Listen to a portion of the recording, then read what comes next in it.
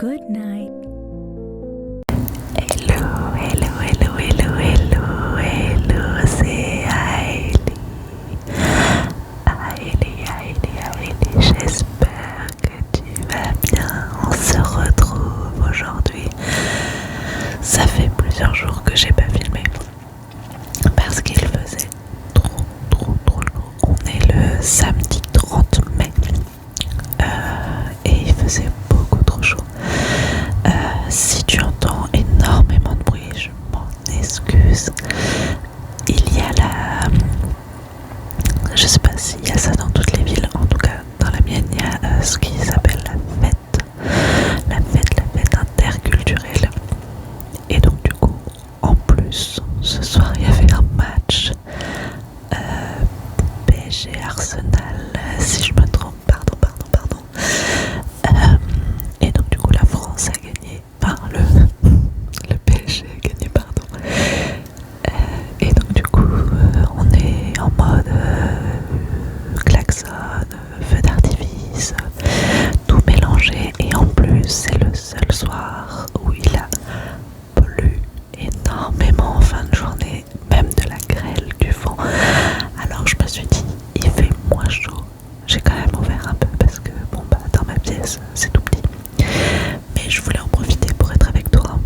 Et j'essaierai de couper au maximum s'il y a trop de bruit. Normalement le feu d'artifice vient de passer et on devrait être tranquille. Alors YouTube, j'ai en haut, on est ok. Je ne suis pas en sous-vêtements, j'ai bien un t-shirt. Et donc aujourd'hui on se retrouve parce que une vidéo bla parce que j'aime bien ça. Et une vidéo bla. Et si j'ai le temps juste après je te donnerai une autre vidéo un peu plus peut-être attention personnelle. Et donc là on est sur une vidéo blabla et j'avais envie qu'on puisse avoir une vidéo qui emmène des commentaires pour que je puisse éventuellement interagir avec vous. Voilà, c'est ce que je cherche en ce moment sur toutes mes plateformes. J'ai l'impression de pas pouvoir discuter avec les gens qui me voient ou qui m'entendent. Et en fait ça me fait bizarre. Donc franchement n'hésite pas en commentaire. C'est ok, c'est safe. Il n'y a pas de jugement, il n'y a rien. Et en plus je réponds dès que j'en ai un parce que j'en ai pratiquement pas. Donc vraiment t'es privilégié, saute dessus. Alors aujourd'hui on va être sur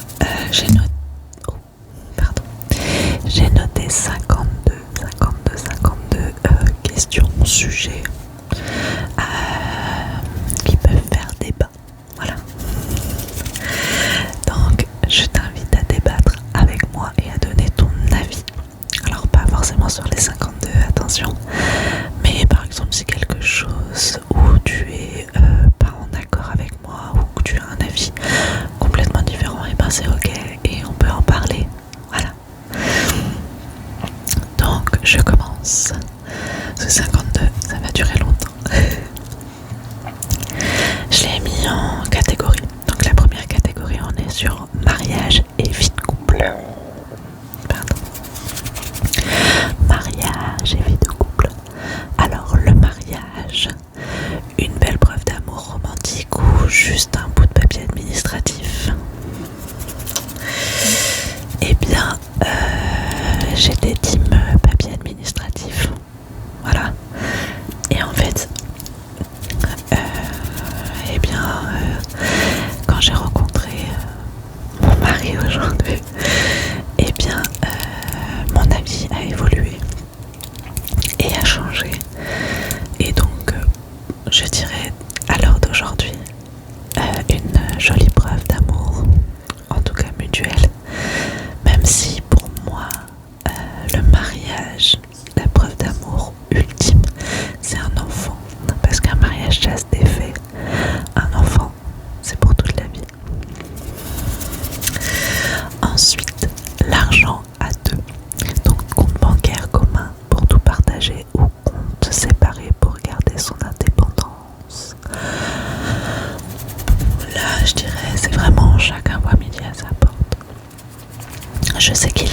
ceux qui font compte bancaire séparé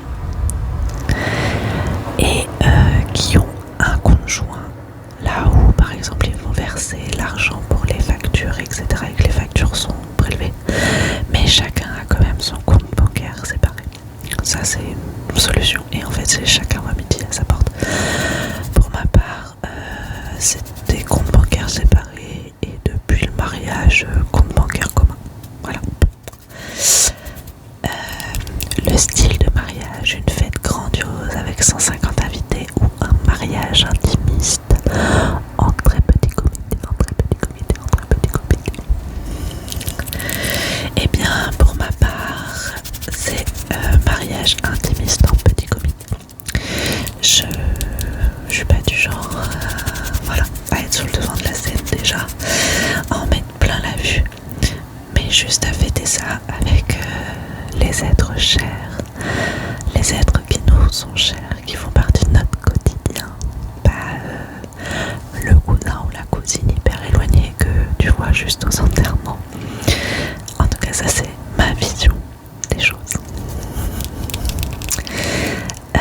Ensuite, la demande en mariage. La tradition de l'homme qui se met à genoux est-elle ringarde ou toujours ultra romantique? Bah écoutez, je trouve pas que ça soit ringard, mais je trouve pas que non plus ça soit hyper romantique en fait. Je suis plutôt neutre. Voilà. Il n'y a pas de bonne ou de mauvaise façon de demander un mariage si c'est un souhait. Mais je pense que c'est toujours chouette de faire dans l'originalité. Pour ma part, mon mari m'a demandé en mariage devant ma famille un lendemain de Noël. Voilà, en ouvrant les cadeaux de Noël. Il m'a demandé en mariage, voilà. Et donc lui a mis le genou à terre.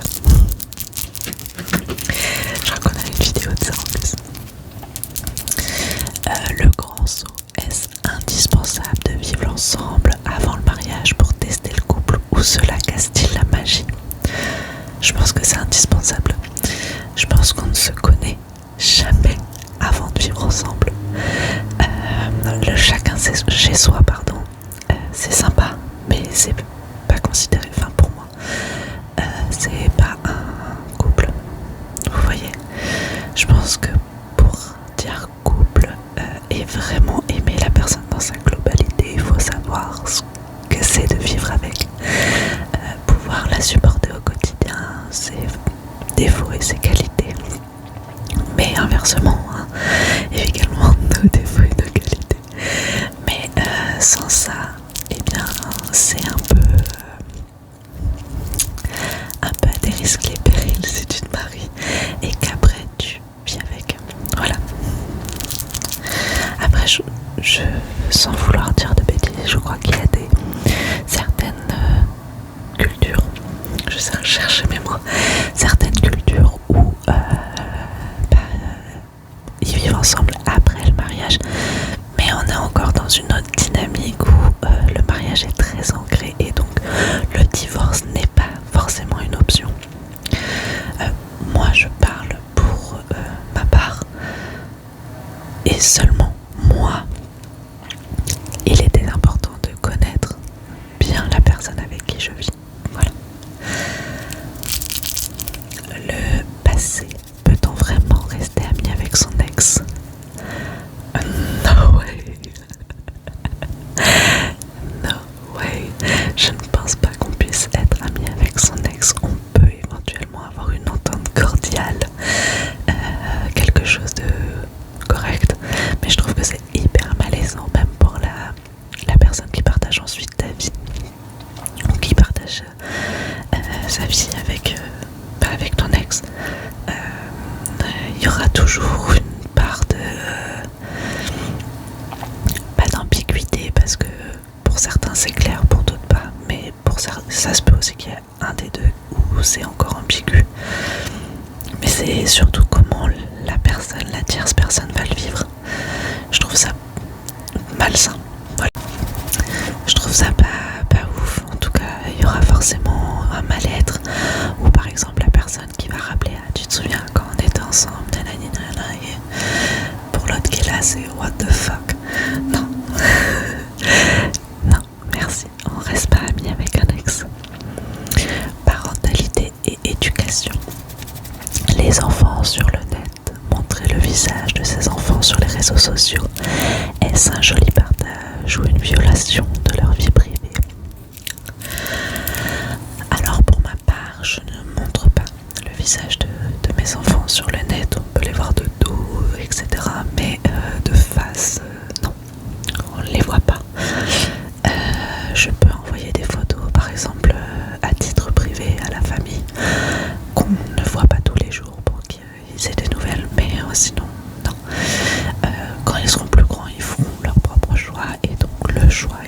de s'exposer ou non.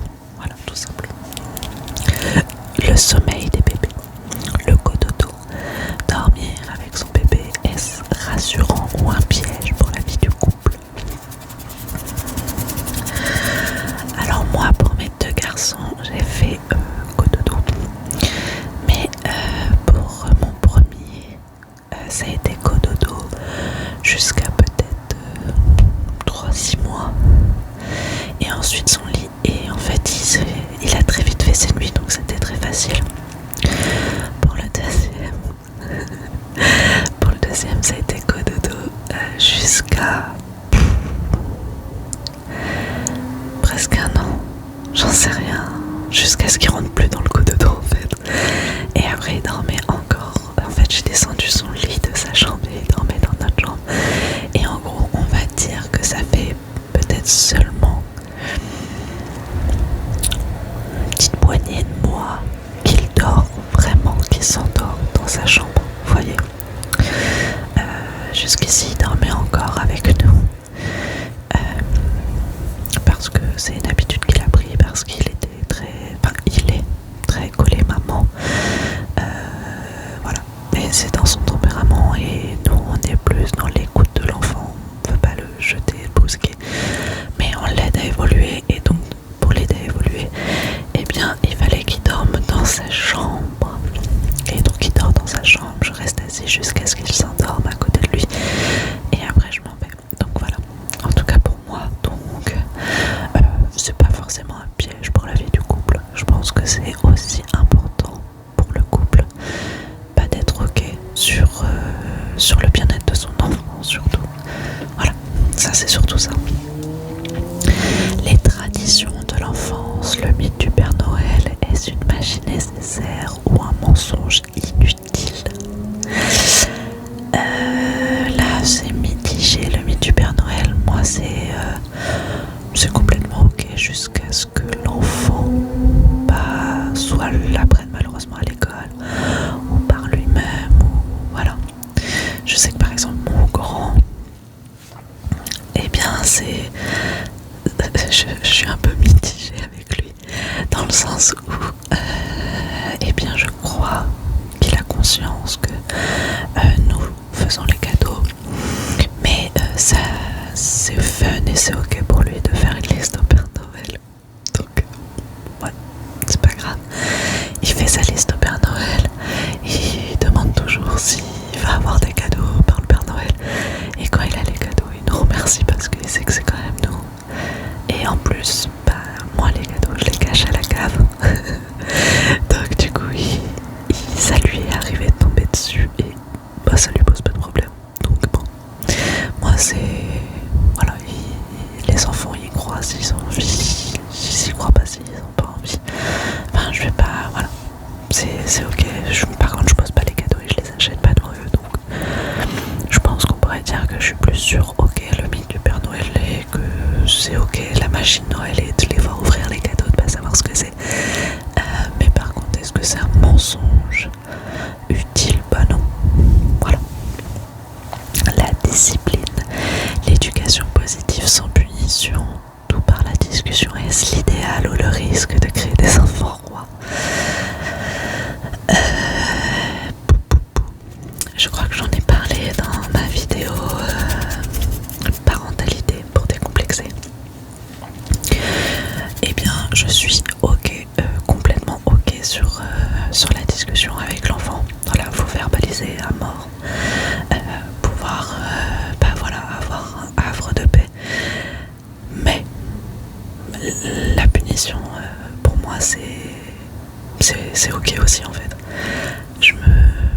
À un moment donné, il faut bien que tu aies une marge de manœuvre entre guillemets avec ton enfant, pouvoir juste discuter.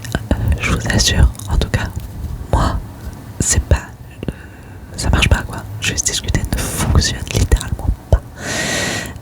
La punition me donne un piédestal et me donne une autorité supplémentaire ou complémentaire, et donc j'en ai besoin. Donc clairement je suis ok punition mais je suis ok discussion, et je pense que oui, si on laisse tout passer et qu'il y a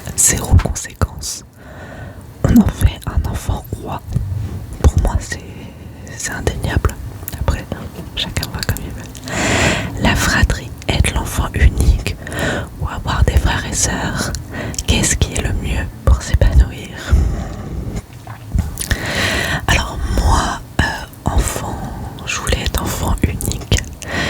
Bon, c'est loupé, on est littéralement 7, donc c'est loupé. Mais je voulais tellement être enfant unique et en fait tout mon comportement était d'enfant unique, clairement. Aujourd'hui je m'entends avec mes frères et sœurs, mais je jouais seule, je cherchais pas d'interaction avec eux, ainsi de suite. Voilà.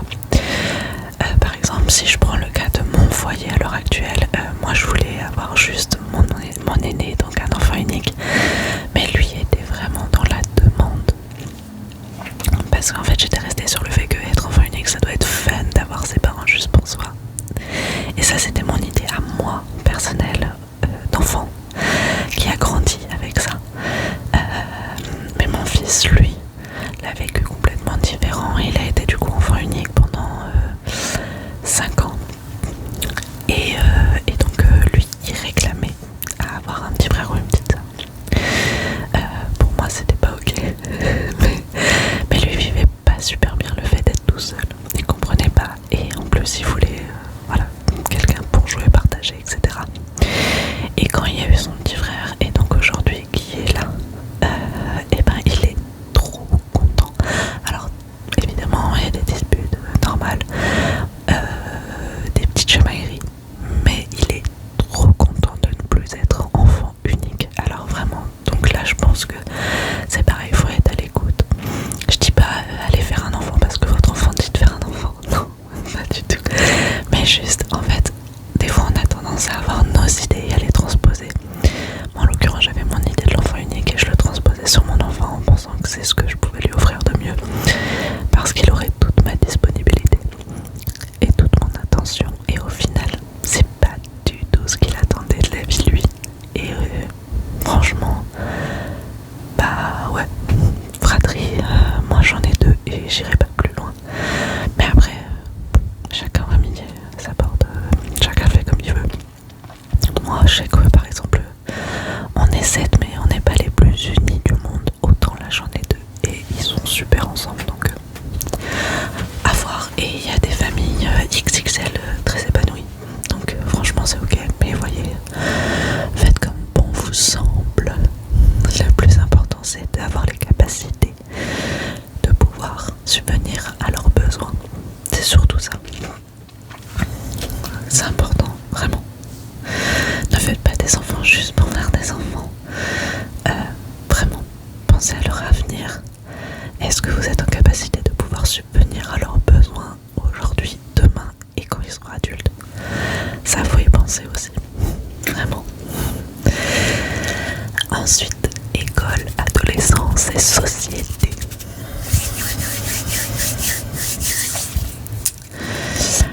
Alors, la vraie vie, est-ce que l'école nous prépare vraiment à la vie d'adulte? Impôts, émotions et gestion du budget. Eh bien, je ne pense pas. Je ne pense clairement pas que l'école prépare à la vie d'adulte. En tout cas, ça c'est mon avis. Je pense pas. L'école c'est très bien, c'est important, ça donne un cadre, ça donne des règles aussi. Par exemple, le fait d'avoir, en fait, qu'on peut transposer, par exemple, sur la vie adulte professionnelle, dans le sens où avoir un horaire, des jours de présence, avoir des règles, la politesse, la tenue, le fait de ne pas oublier son matériel, etc. Ça donne des tips pour la vie d'adulte. C'est ok. Par contre, en ce qui concerne les matières à proprement parler, et là je vais rester sur les matières dans le sens voilà, général, plus à partir du lycée, voilà, collège, fin de collège, lycée. Déjà on vous demande de choisir beaucoup trop tôt votre orientation professionnelle et ça c'est à déplorer. Faites le maximum de stages, de PMSMP pour pouvoir savoir ce que vous avez envie de faire. Et il n'y a aucune honte à ne pas savoir ce qu'on veut faire dans la vie. Et il n'y a pas de honte à faire des stages chez j'ai conscience que c'est pénible d'être là en observation, de ne pas pouvoir faire ou de ne pas être rémunéré, c'est complètement ok. Mais je vous assure que ça vous aidera pour après. Donc quand vous êtes jeune, eh bien faites le maximum de stages possible, et même moins jeune. Attention, il y a les réorientations, il y a les reconversions professionnelles. Faites le maximum de stages.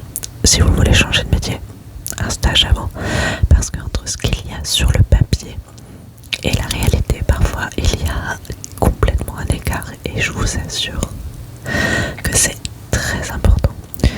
Renseignez-vous sur les fiches ROM, renseignez-vous faites des enquêtes métiers, faites les stages, enfin vraiment, renseignez-vous sur la globalité. Ne demandez pas juste à ChatGPT qu'est-ce que tel ou tel métier, en quoi ça consiste et quel diplôme faut faire pour y accéder. Je vous assure, allez beaucoup plus loin. Là c'est des formations professionnelles, c'est la conseillère en insertion socio-pro qui vous parle. Revenons à nos moutons. Donc je ne pense pas que l'école puisse former ou au moins nous préparer à la vie d'adulte dans tout. Je dis que les premières années, lire, écrire, compter, enfin toutes les bases, c'est ok. Bien sûr, il faut, et moi-même, je suis derrière mon fils, mon aîné, pour lui dire il faut, parce que sans ça, c'est le minimum en fait. Par contre, pour ce qui est du reste, ce que vous allez apprendre dépendra aussi de votre métier futur. Par exemple, moi aujourd'hui, les mathématiques, gestion de budget, etc., j'en fais, mais j'en fais pas autant poussé que ce qu'on aurait pu avoir dans nos cours de manière générale. Donc ça ne me sert pas.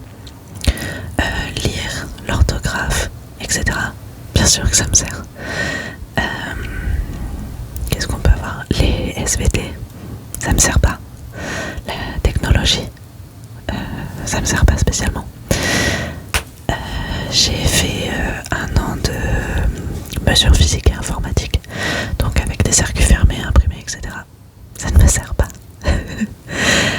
Enfin, il y a beaucoup de domaines que j'ai fait. J'ai fait de la biologie, ça ne me sert pas.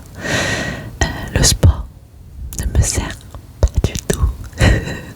Enfin voilà, donc il y a beaucoup de choses qui ne servent pas à la vie d'adulte. Mais je pense qu'il faut voir au-delà. Donc il faut voir le cadre, il faut voir l'enseignement que ça apporte au-delà de la matière en elle-même. Voilà. Donc le fait de se présenter, d'être à l'heure, de ne pas oublier son matériel, le respect des règles, le respect des camarades aussi. Donc ça peut être transposé dans la vie d'adulte. Ça c'est ok. Voilà. Je crois qu'on entend, c'est reparti un peu pour les feux d'artifice, je suis désolée. Ensuite, le premier smartphone.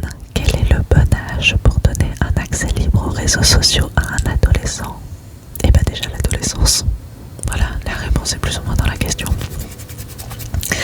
Les réseaux sociaux pour moi c'est vraiment à l'adolescence, quand l'enfant est mûr. Je pense pas qu'il y ait un âge parce que ça dépend de chaque enfant. Il y en a qui vont être plus mûrs à, je sais pas, 14-15 ans, d'autres ça va être beaucoup plus tard. Donc je pense que ça dépend de la maturité de ton enfant. Voilà, et nous, il n'y a pas de réseaux sociaux.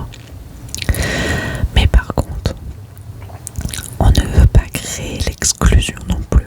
Donc on se penchera dessus quand ça deviendra un peu plus important. Mais il n'a pas la maturité pour, par exemple, ne pas se faire berner par un bot ou par une personne malveillante. Donc c'est non. Toujours sous contrôle parental. Par exemple, les consoles, c'est pareil, c'est sous contrôle parental. Le look à l'école, l'uniforme scolaire, est-ce une bonne idée pour l'égalité ou un frein à la liberté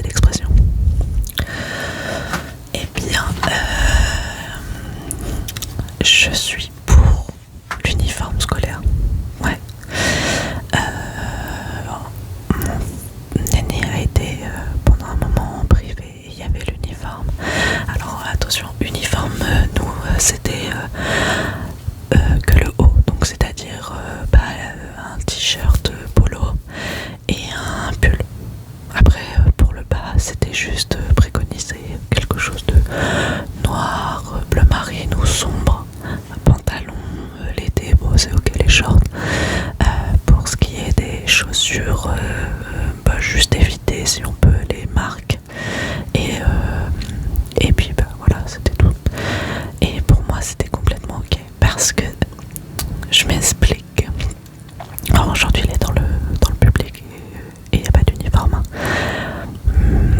Et je pense que c'est aussi un bon moyen de pouvoir s'exprimer par ses vêtements.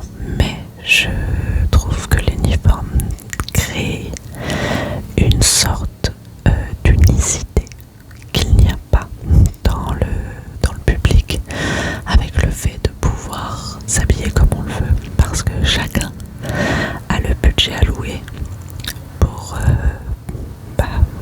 pouvoir habiller ses enfants. Et tout le monde n'a pas le même budget, tout le monde n'a pas les mêmes moyens, si vous préférez. Et je trouve ça dommage parce que forcément ça crée une forme d'exclusion pour certains. Dieu merci, j'ai la chance avec mon mari de pouvoir offrir à nos enfants ce dont ils ont envie, bien sûr de manière raisonnable. On aimerait toujours pouvoir faire plus, mais c'est déjà très bien. Mais il m'arrive d'être un peu peinée quand je vois certains autres enfants, par exemple avec les chaussures trouées ou les vêtements pas adaptés à leur taille, ou alors un peu ceux qui ont vous voyez le même sac à dos plusieurs années de suite. Je dis pas que c'est une mauvaise chose, mais ça fait un peu de peine parfois. Donc ouais, le look, je me dis que l'uniforme éviterait ça, limiterait ça et limite aussi les exclusions sociales. Voilà. Le système scolaire, les notes à l'école sont-elles motivantes ou destructrices pour la confiance en soi? Eh bien, je trouve que les notes, c'est pas un bon procédé. C'est désuet. Pour moi, c'est désuet dans le sens où il est préférable d'avoir une appréciation positive pour évoluer. Par exemple, bon courage ou bravo, c'est mieux que la dernière fois, continue tes efforts, j'ai confiance en toi, t'y es presque, ou bravo pour cet effort, ou la prochaine sera la bonne, j'en sais rien, peu importe la formulation, mais plutôt qu'un 4 sur 20. Voilà, je pense que les mots ont plus de poids pour la confiance en soi et que ce soit bénéfique et l'enfant aura envie de travailler. Je pense que l'enfant aura plus envie de travailler avec ce genre d'appréciation que s'il reçoit une mauvaise note, il va se dire oh non, je vais me faire râler déjà par les parents, c'est pas bénéfique pour lui, ils sont nuls comparés aux autres. Non, c'est ok de pas être bon partout, c'est ok de pas avoir la même note que le voisin ou que le voisin est moins bien ou mieux. Limiter au maximum les comparatifs et soyez bienveillants même dans le système scolaire. Ensuite, food et cuisine. Le sucré salé, la pizza hawaïenne, ananas dessus, génie culinaire ou hérésie totale. Hérésie totale. Il n'y a pas de débat pour moi. C'est un grand non. Pas d'ananas dans la pizza. Autant il y a des mélanges sucré-salé parfois, ça me dérange moins. Par exemple, la betterave avec la crème fraîche et un peu de vinaigre, sel, poivre, machin. Là. La betterave est un peu sucrée, tu vois, c'est un peu comme la carotte, c'est un peu sucré. Et là, c'est léger, c'est subtil, mais tu vas pas mettre un fruit dans mon salé.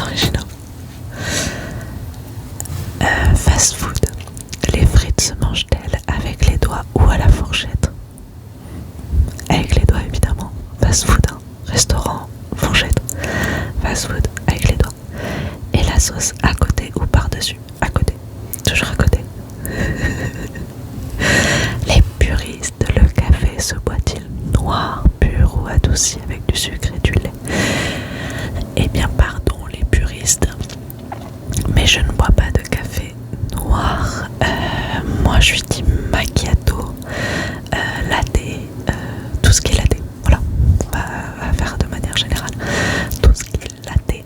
Donc cappuccino, vanille, enfin voilà, cappuccino règle générale avec tous les goûts. Mais pas de café noir.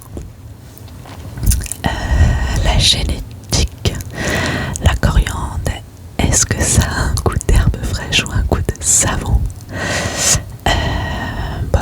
Herbe fraîche pour moi. Pourquoi de savon? Le gaspillage, manger la croûte de la pizza ou la laisser sur le bord de l'assiette. Aïe aïe aïe aïe aïe. Alors, je ne gaspille pas parce que tout ce qui n'est pas mangé chez moi est mangé soit par le chien, soit par les poules. Donc, pas de gaspillage pour ma défense. Je mange pas la croûte. Je mange pas le trottoir de la pizza. Désolée. Je ne peux pas. Enfin, c'est souvent la partie la plus dure. J'aime pas. Et je vois pas l'intérêt en plus. L'aspect gustatif, il n'y a pas de garniture sur la croûte, donc c'est non, merci. La tradition de janvier, la galette des rois, team frangipane ou team brioche aux fruits confits. Eh bien, j'aime les deux. Voilà, j'aime les deux. Je suis plus peut-être team frangipane que team brioche. Voilà.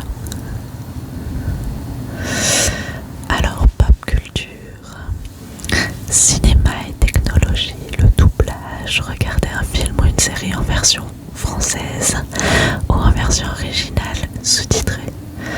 Version française. Clairement, je ne regarde qu'en version française parce que si je regarde en sous-titré, eh ben je vais faire que de lire et je loupe absolument tout ce qu'il y a en termes de visuel et c'est non. Si je veux lire, je lis un livre. Voilà, tout simplement. Donc tout ce qui est cinématographique, ça se fait en version française. La consommation de séries, tout regarder d'un coup ou savourer à l'ancienne avec un épisode par semaine. Moi je suis tout regarder d'un coup. Voilà. J'arrive pas, à part si c'est pas disponible, tu vois, quand il y a eu les Bridgerton là. Bah, on n'avait pas le choix, fallait attendre, tout simplement. Mais je regardais absolument tout ce qui était disponible. Et puis après on attendait la saison ou les prochains épisodes. Donc je suis un peu de cette team là, tu vois. Si c'est disponible, je vais tout regarder. Et bah s'il faut attendre, bah, j'attends. Mais sinon je regarde tout.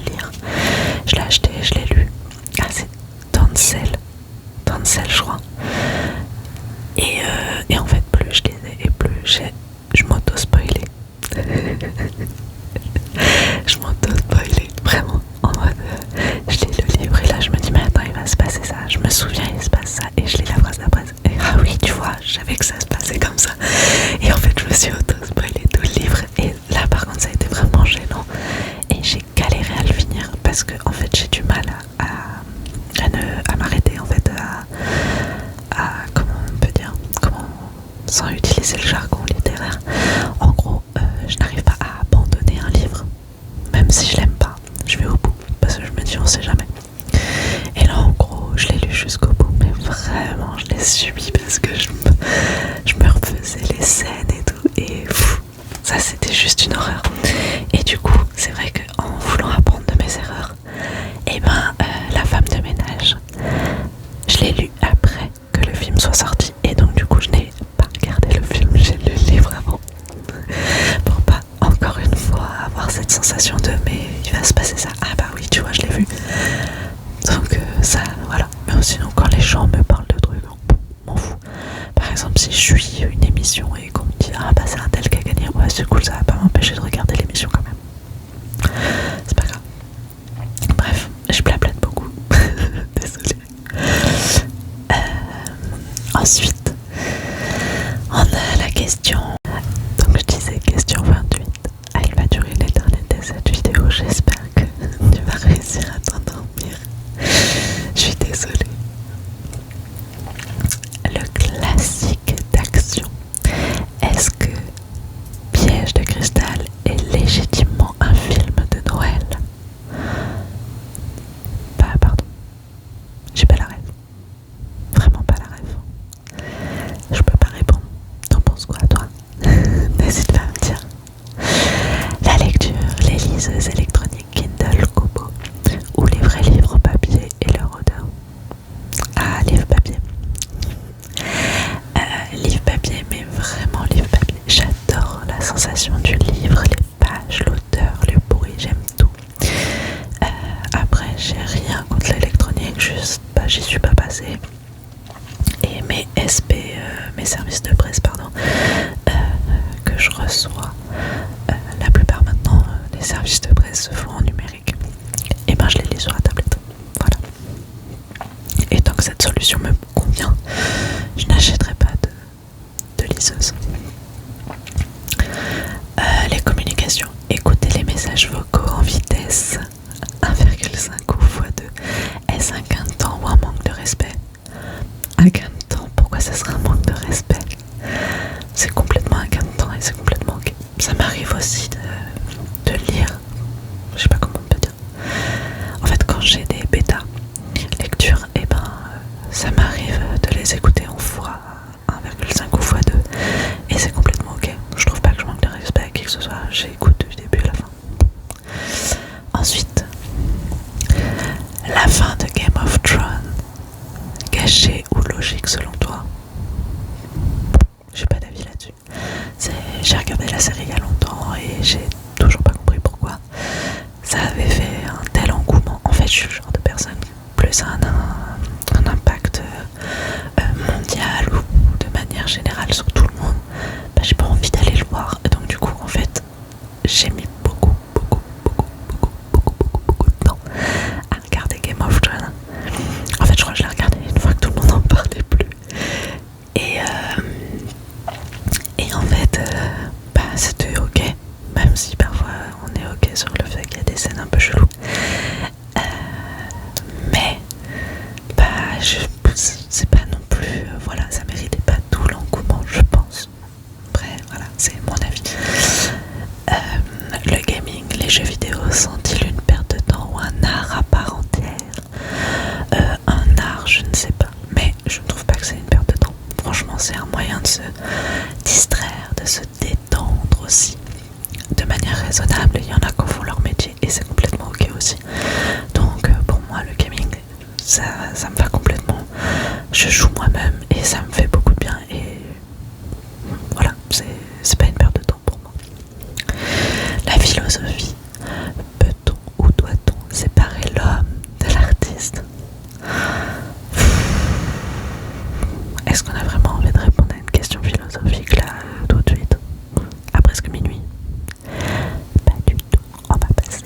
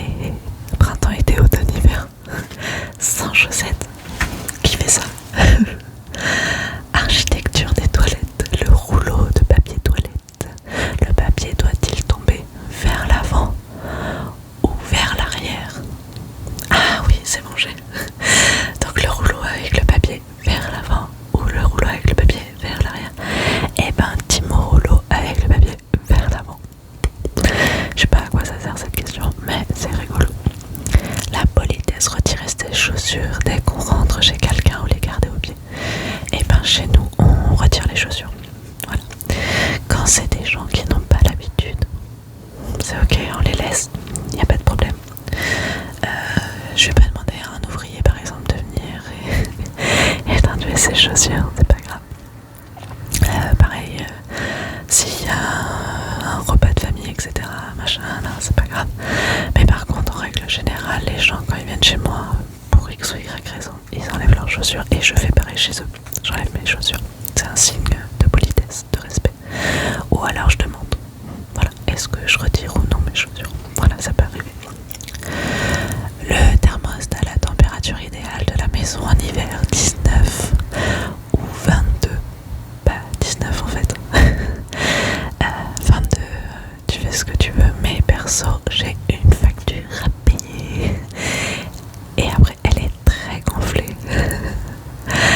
Et c'est pas bon pour la santé en plus. L'organisation.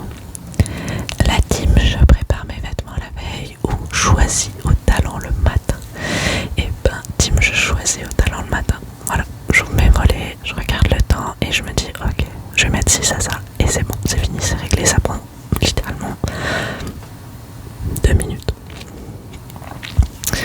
Supermarché, faire une liste de courses ultra précise ou y aller totalement à l'instinct. Et ben moi je note quand il y a des choses précises que j'ai besoin. Bah, sinon c'est à l'instinct. Voilà. Alors, par exemple, il me faut impérativement des couches. Donc j'y vais pour les couches. Et après, je me dis, bah tiens, il faut peut-être ça pour faire une salade froide. Alors je vais acheter ça. Mais sinon c'est à l'instinct. De toute façon, si je fais une liste, je l'oublierai. Vacances, lifestyle et croyances. Il y a quelqu'un qui y arrive. L'effet Instagram, les réseaux sociaux ont-ils gâché le plaisir de voyager et l'authenticité des paysages? C'est une très bonne question. Alors, je suis plutôt team casanière, donc les voyages et tout ça, c'est pas mon délire. Ça fait partie des troubles anxieux que j'ai. Je préfère être chez moi, même partir en week-end dans ma belle famille, ça m'angoisse.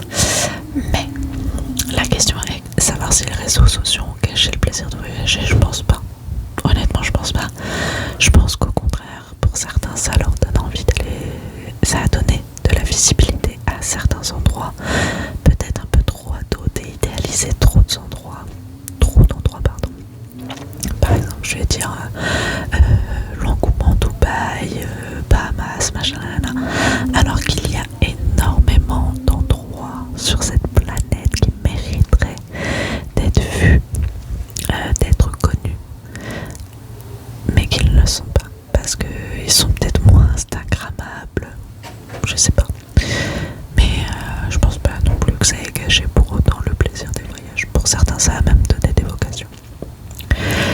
La destination, les voyages d'été à la mer ou à la montagne. Et ben, moi je serais plus montagne. N'aimant pas la chaleur, le soleil, la plage, le sable, la mer, etc. Team montagne, voilà. J'aime pas du tout. Ensuite, le voyage, planifier chaque minute de ses vacances ou ne rien prévoir du tout et laisser faire le hasard. Et ben, autant j'ai beaucoup d'angoisse quand y a des choses qui sont pas carrées, autant j'ai pas trop envie de prévoir chaque minute parce que ça m'angoisse de ne pas respecter le planning. Ouais, compliqué. Et ben du coup, complètement laisser faire le hasard. Se réveiller ce matin et se dire, bah viens, on fait quoi aujourd'hui? Et c'est ce qu'on fait même à l'heure d'aujourd'hui, hein, pour nos week-ends. On va se réveiller le samedi matin en se disant, on fait quoi aujourd'hui? Ah, ça serait bien qu'on fasse ci ou ça. Et puis bah du coup, voilà comment on se prévoit nos journées chez nous. Le rythme biologique, être du matin, se lever tôt en forme, ou être du soir, avoir toute son énergie la nuit. Non, complètement se lever tôt. Je sais pas si ça a toujours été comme ça, mais surtout depuis mon deuxième. Voilà. En plus, moi, mon mari est quelqu'un qui se couche très tôt et qui se lève très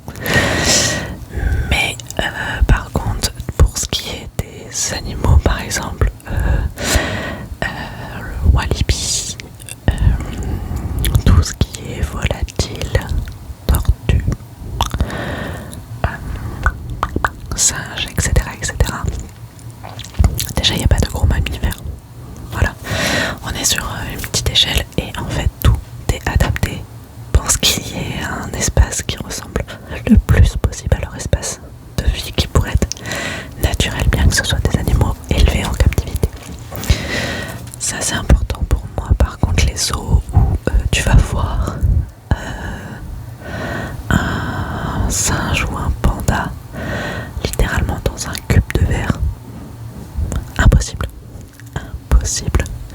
Les eaux bondées de monde, vraiment, avec des animaux qui font des allers-retours comme ça, parce qu'ils ont développé des troubles. Non plus. Non, vraiment. Team petits zoos, c'est pareil, même les cirques, j'y vais pas. Enfin, vraiment, je sais pas. Je peux pas. Ça me pose un gros problème de conscience. Les cadeaux, offrir de l'argent ou une carte cadeau, est-ce super pratique ou un manque cruel d'originalité? Bah non, je trouve ça super. En fait, je préfère une carte cadeau ou de l'argent plutôt qu'un cadeau pourri pour minimiser ton budget, tu vois. Par exemple, qu'est-ce que je pourrais te donner comme exemple? Par exemple, une personne qui ne te connaît pas, alors qu'elle est censée te connaître parce que c'est un pote ou un membre de ta famille, qui te fait un cadeau mais vraiment nul à chier, avec un budget vraiment limité. Je préférais que cet argent, elle l'ait mise sur une carte cadeau ou sur une enveloppe, plutôt que d'acheter un truc que je vais pas utiliser. Clairement, on est sur ça. Question 50, attention, il ne en reste plus que 3. La baisse d'attention, TikTok et les formats short, est-ce le meilleur des divertissements ou la mort de notre concentration? Je pense que c'est la mort de la concentration. Les gens veulent tout de suite.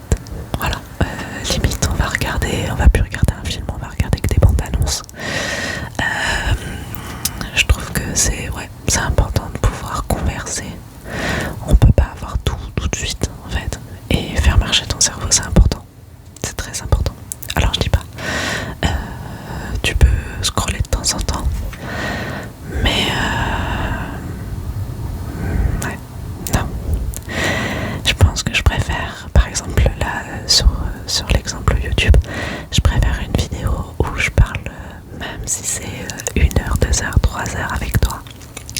Et pareil, hein, je préfère écouter quelqu'un parler pendant 2 heures et voilà, plutôt que de passer d'un short à l'autre. Ouais, non, j'aime pas. En plus, je trouve que ça fait mal aux yeux. Enfin, c'est pas. Voilà. Je préfère qu'on prenne le temps d'une vidéo. Moi, mes shorts, soit sont des chroniques littéraires et donc, du coup, j'ai pas besoin de t'en parler pendant des heures.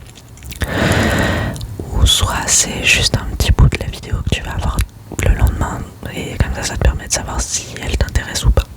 Voilà, généralement c'est ça. Ensuite, le destin, le coup de foudre, est-ce que ça existe vraiment ou est-ce que c'est juste de l'attirance physique au début? Je pense que les deux sont possibles, clairement.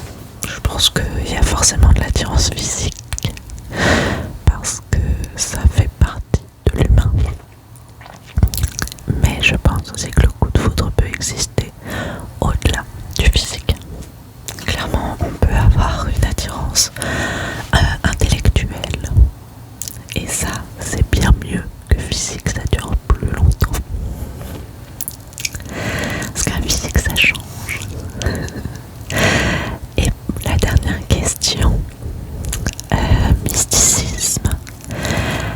L'astrologie, est-ce qu'on y croit un peu pour s'amuser ou c'est totalement absurde?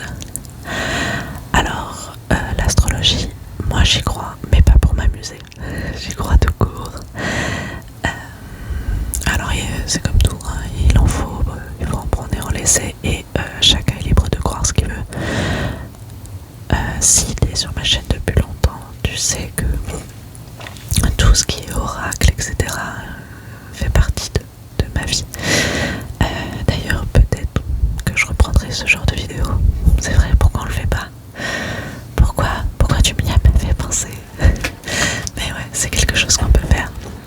Je pense que je referai. Mais complètement, pour moi, c'est pas un jeu. Voilà. Mais il faut faire attention. Attention aussi à tout ce qui peut être un peu... j'aime pas le mot, mais je n'ai rien pour l'instant qui me vient à l'esprit autre que charlatan. Les gens qui pourraient profiter un peu de votre désarroi, de ta tristesse ou de ton mal-être présent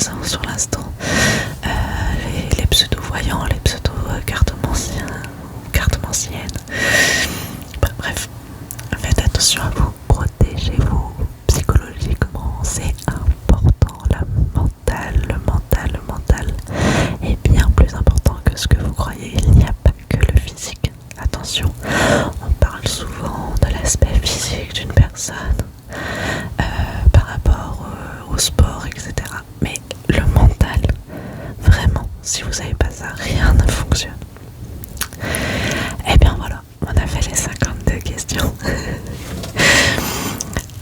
Je pense que j'ai suffisamment blablaté. J'espère que tu as passé tout de même un bon moment avec moi. En tout cas, moi j'ai adoré faire cette vidéo, pouvoir discuter avec toi, te donner un peu mon avis ici et là sur différents sujets. J'espère que tu auras envie toi aussi de donner ton avis et que t'inquiète pas, personne ne te jugera. Si moi je l'ai fait, tout le monde peut le faire. En tout cas, c'était trop chouette de discuter avec toi et d'échanger. Je suis trop contente d'avoir fait cette vidéo, vraiment. Au vu de l'heure, je sais pas si je vais tourner tout de suite la seconde. Peut-être je la ferai demain finalement parce que je suis un peu fatiguée. Mais en tout cas, je te fais plein de bisous. Et je te promets qu'on se revoit très vite. Très vite.